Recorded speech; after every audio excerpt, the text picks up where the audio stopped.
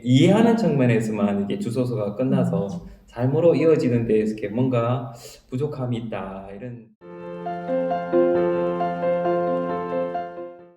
저희가 이제 사회 홍보 수단을 통해서 복음을 전하는 저희 수도자로서 이렇게 성경을 편찬한다는 것이 이렇게 출간한다는 것이 이렇게 저희에게는 최대의 이렇게 꿈이라서 이렇게 신자들에게 뭔가 도움을 주고 싶은 마음이 제일 중요한 계기였습니다. 지금 성경 공부가 굉장히 이렇게 많이 활성되어 있잖아요. 그래서 여러 주석서, 해설서 이런 것들을 보면서 이렇게 공부를 하십니다. 근데 어떤 주석서는 너무 이렇게 어렵고 어떤 주석서는 너무 지식이 얕고 이런 부분이 좀 있습니다. 그뿐만 아니라 제일 아쉬운 거는 이렇게 이해하는 측면에서만 이게 주소서가 끝나서 삶으로 이어지는 데에서 이렇게 뭔가 부족함이 있다 이런 측면들이 항상 이렇게 아쉬움이 있었습니다. 그런데 그런 아쉬움에서 우리가 주님을 이렇게 알아가는데, 주님을 만나는데 머리만이 아니라 그리고 온 존재로서 이렇게 주님을 알고 주님을 만나고 주님을 살아가는 이런 측면에서 뭔가 도움을 주고자 하는 측면에서 길, 진리, 생명 이렇게 해설 성경은 이태리에서 이렇게 먼저 출간되었고 그것에 이렇게 저희가 이렇게 편역 형식으로 이렇게 하는 것인데, 이태리에서 이미 많은 좋은 호평을 받았고 이렇게 그 결과가 어떤 도움을 받는지가 이렇게 신자들에게 증명이 되어서 우리 한국 신자들에게도 뭔가 도움을 줄 수 있을 것 같습니다.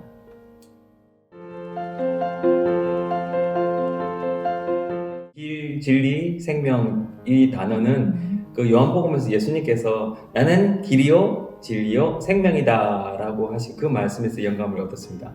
예수님께서 사실 우리에게 구원에 필요한 모든 것을 제시를 하시는 그런 측면에서의 말씀인데, 그래서 우리가 주님을 만날 때 이 성서 말씀을 통해서 주님을 만날 때 어떤 머리만이 아니라 우리가 존재 전체로서 길, 진리, 생명, 우리의 지성, 의지, 마음 이 존재 전체로서 주님을 만나고 살아가고 이런 측면에서 도움을 주고자 하는 이름을 길, 진리, 생명이라고 붙였습니다.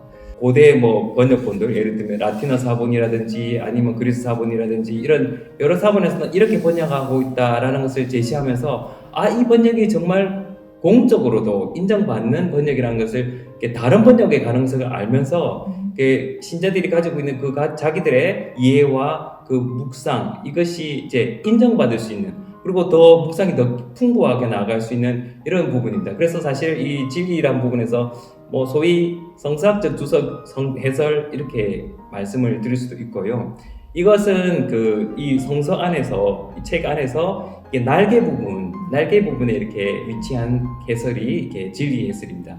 그리고 길 해설이라는 것은 이 하나의 구절, 하나의 단어보다도 좀 넓은 측면에서 하나의 단락이라든지 아니면 전체적 측면에서 이것이 담고 있는 신학, 영성적인 측면을 이렇게 제시를 하고 있습니다. 구체적으로 내가 내적으로 우리 마음으로 이렇게 이 삶으로 이 말씀을 어떻게 살아갈 수 있는 어떤 지침을 이렇게 좀 더 이렇게 발견할 수 있습니다. 이 책에서 이렇게 각주처럼 이 밑부분에 위치하고 있습니다. 그리고 이 길이라는 해설의 아이콘은 모습은 이렇게 책 모양으로 돼서 책 모양을 보면 이거는 영성적이고 신학적인 해설이구나 라고 이렇게 생각하시면 됩니다.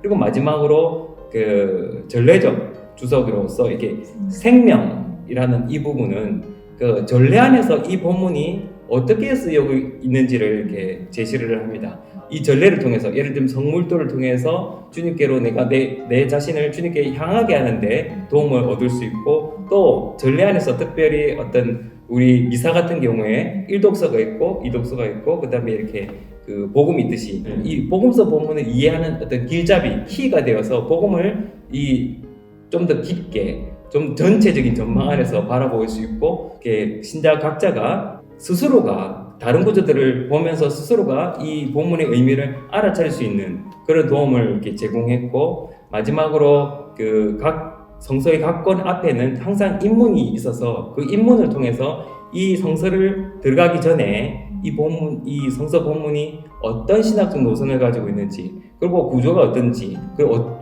언어의 문학적인 특성이 어떤지, 그리고 이 구체적으로 시대적으로 언제 작성이 된 기본적인 지식을 바탕으로 이 본문을 좀 더 깊이 있게 이해할 수 있도록 이렇게 도움을 이렇게 주었습니다.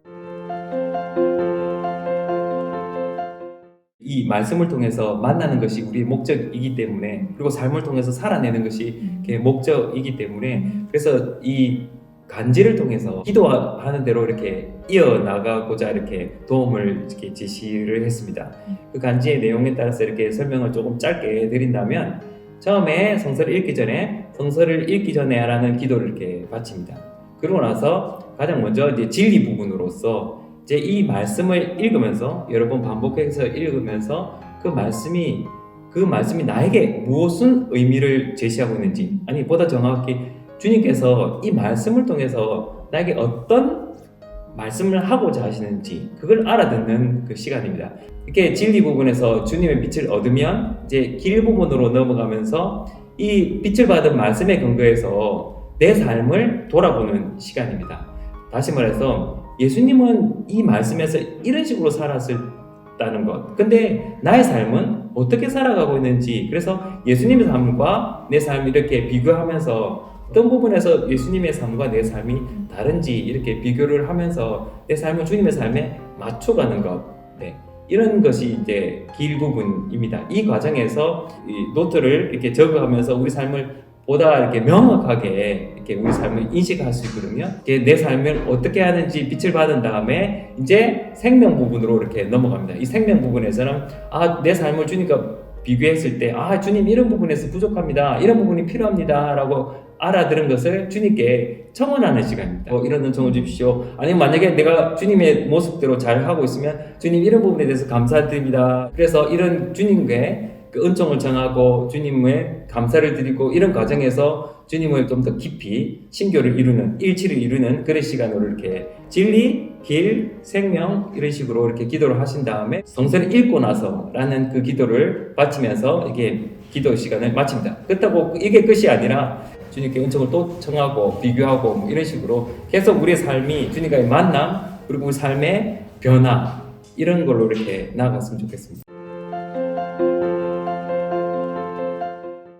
우리가 하나님 말씀을 가장 깊이 있게 그리고 완전하게 살아가신 분을 이렇게 제시한다면 아마 성모님이지 않을까라는 생각이 듭니다. 그 성모님께서 말씀을 이렇게 깊이 하시고 말씀을 살아가신 분이신데, 그분의 말씀, 사실은 성서 안에서 성모님 말씀이 별로 안 나오잖아요.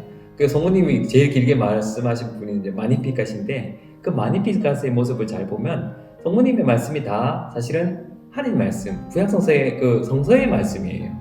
그리고 성모님의 그 생각, 그 하나님의 생각과 이렇게 온전히 일치해 있는 그런 모습을 이렇게 봅니다. 사실 이것이 성서를 정말로 내 것으로, 내가 하나님과 일치한 모습이지 않을까 싶습니다.